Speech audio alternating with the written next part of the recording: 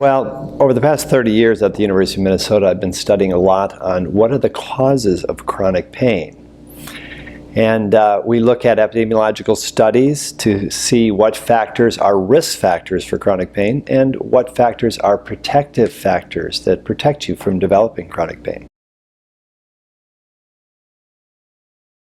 Well, risk factors are those factors, lifestyles, or characteristics that increase the possibility of developing chronic pain. Whereas protective factors, on the other hand, are those things that you do on a daily basis, such as exercise or sleeping well or maintaining even good posture, that protect us from that progression from acute pain into chronic pain. And so it protects us from a delayed recovery. And it's really the balance between that acute pain and between risk factors and protective factors that really determine whether or not we are one of those 20% or 30% of the people that progress onto chronic pain and have delayed recovery. There's some research that suggests that if you have pain for 1 month, despite treatment, the majority of people still have pain 5 years later. We want to prevent that progression. Well, we look at all different characteristics of patients, and specifically my focus, of course, is head and neck pain. But interestingly enough, the factors that are involved in head and neck pain parallel those factors that are involved in back pain, neck pain, and other types of pain conditions. Well, the main takeaways of my talk on preventing pain is a concept that we call transformative care.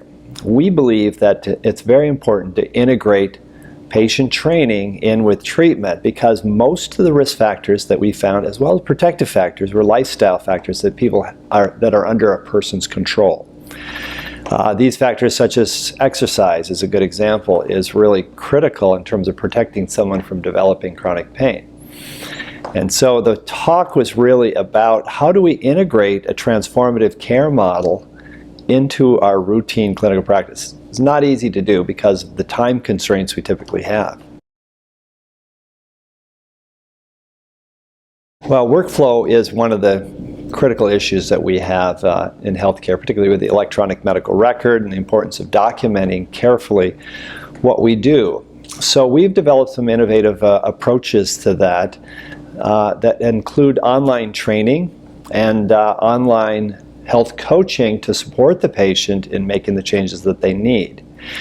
I personally, when I see my patients with pain, do not do a lot of training. I help identify those risk factors that need reducing, as well as encourage and identify those protective factors that patients have. And so what I do then is I have both an interdisciplinary team to work with, as well as online training to train patients on helping them reduce. Patients with online training, there's been a lot of evidence recently that it's actually as, or in some cases, more effective than in-person training.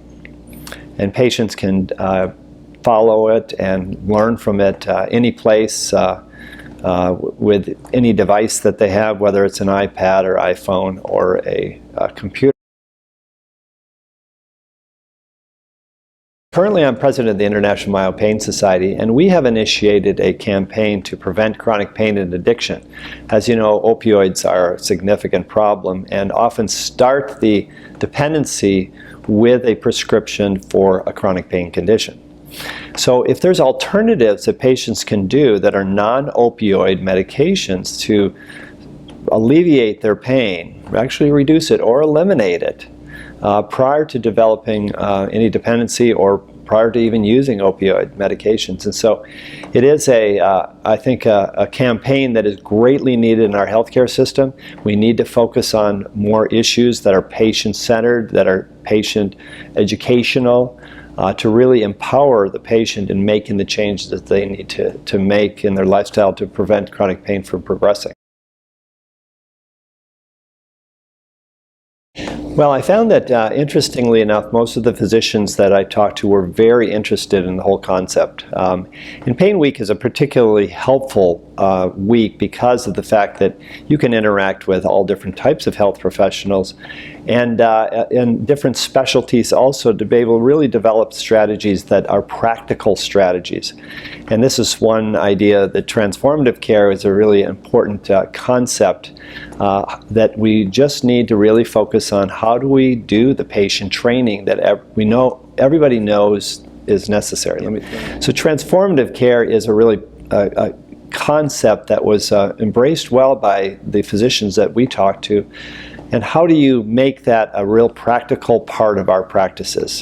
How do we train patients on the things that they need to do to really stay healthy and well?